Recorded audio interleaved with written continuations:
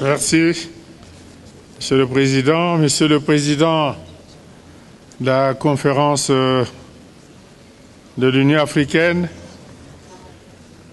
je voudrais m'associer aux félicitations qui vous ont été adressées par tous les orateurs qui m'ont précédé et vous souhaiter plein succès dans l'accomplissement de votre mandat.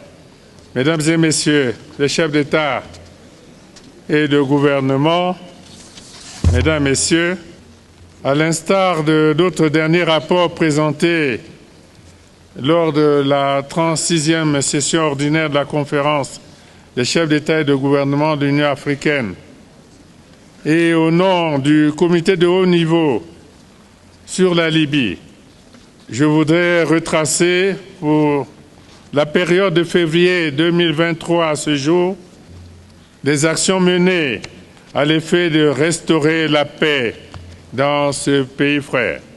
Sans désemparer, nous accomplissons cette exaltante mission en concertation avec l'ensemble des composantes sociales ainsi que les différents segments institutionnels concernés ou impliqués. Aucun acteur n'a été exclu, qu'il s'agisse des chefs religieux, des autorités du Haut Conseil des villes et des tribus, des responsables administratifs, des parties en conflit elles-mêmes, des leaders politiques ou des représentants de la communauté internationale. En liaison avec la Commission de l'Union africaine, nous avons concentré nos efforts sur le processus devant conduire à la tenue de la conférence interlibyenne de réconciliation. Ce forum inclusif, préalable essentiel à des élections justes, libres, équitables et transparentes, est destiné, entre autres, à rétablir la confiance entre les protagonistes libyens et à relancer l'exercice démocratique dans le pays. À ce sujet, des émissaires de l'Union africaine et de la République du Congo ont effectué de multiples déplacements en Libye, spécifiquement en avril, mai, juillet, novembre et décembre 2023. À plusieurs reprises, nos mandataires ont rehaussé de leur présence la quintessence des rencontres du comité préparatoire de la conférence de réconciliation interlibyenne. La tenue des réunions consultatives du 8 au 12 janvier 2023 à Tripoli et des rencontres du comité préparatoire les 14 et 15 novembre 2023 à Benghazi, les 14 et 15 décembre 2023 à Seba, les 14 et 15 janvier 2024 à Zouara, qui participent de cette démarche inclusive et ouverte à tous, augure d'un optimisme légitime sur la voie de la sortie de crise. De son côté, la grande commission préparatoire de la conférence de réconciliation interlibyenne a tenu sa réunion inaugurale le 20 juillet 2023 à Brazzaville. À cette occasion, les parties libyennes en conflit se sont retrouvées, toutes tendances confondues, autour d'une même table. Elles se sont engagées à mettre sans faille en application les principales actions retenues durant cette rencontre. À ma qualité de président du comité de haut niveau de l'Union africaine sur la Libye, j'ai reçu en juillet 2023 à Brazzaville le vice-président du Conseil présidentiel libyen, M. Abdallah Lafi. 3 mois plus tard, en octobre 2023, toujours à Brazzaville, je me suis entretenu avec le maréchal Khalifa Haftar. Par leur fréquence, les rencontres et contacts surmentionnés procèdent de la portée et l'urgence. 1. De dissiper les méfiances, les incompréhensions et les craintes pour rassurer toutes les parties libyennes. 2. De consolider le rapprochement des parties par le dialogue constructif. 3.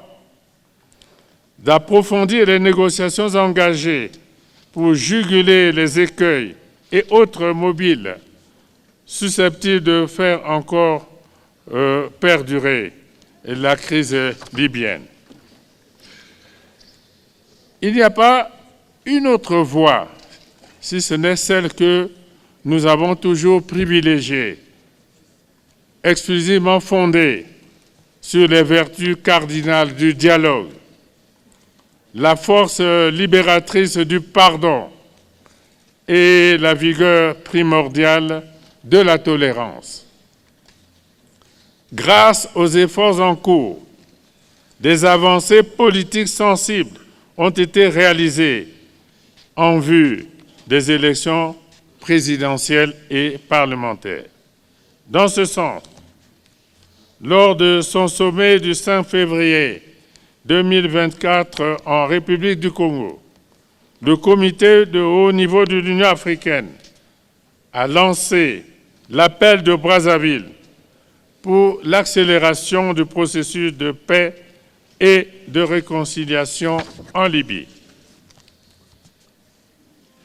À cette même occasion, le comité de haut niveau a souligné la nécessité d'unifier la Libye grâce à un processus inclusif de réconciliation nationale, de favoriser la cohésion sociale et politique afin que cessent les divisions et les séparatismes, d'unifier les institutions nationales suivant les attentes du peuple libyen et les résolutions de l'Union africaine et de la communauté internationale. Dans ce registre, le Conseil présidentiel libyen a adopté une vision stratégique nationale sur la réconciliation pour favoriser une réelle appropriation du dit processus par tous. Aussi, le comité de haut niveau a-t-il encouragé le Conseil présidentiel libyen à mettre en place, dès que possible, la Commission nationale pour la réconciliation. En outre, le comité de haut niveau s'est félicité de l'accord obtenu par les parties libyennes qui, siégeant en toute liberté et délibérant en toute indépendance, ont décidé de tenir la conférence de réconciliation nationale le 28 avril 2024 dans la ville historique de Sirte. Par ailleurs, pour le dénouement de la tragédie libyenne, le comité de haut niveau a réaffirmé l'exigence d'une réelle convergence et d'une complémentarité sans faille des efforts et des actions de l'Union africaine, des Nations unies, de la Ligue des États arabes, de l'Union européenne et de la communauté internationale. À ce titre, le comité de haut niveau s'est félicité et a salué l'engagement de M. Antonio Guterres, secrétaire général des Nations unies, qui a rendu possible une coopération étroite entre l'institution mondiale et l'Union africaine au service du rétablissement de la paix en Libye. Enfin, le comité a appelé les acteurs extérieurs à s'abstenir de toute ingérence dans le conflit libyen pour favoriser le retour de la paix et de la stabilité.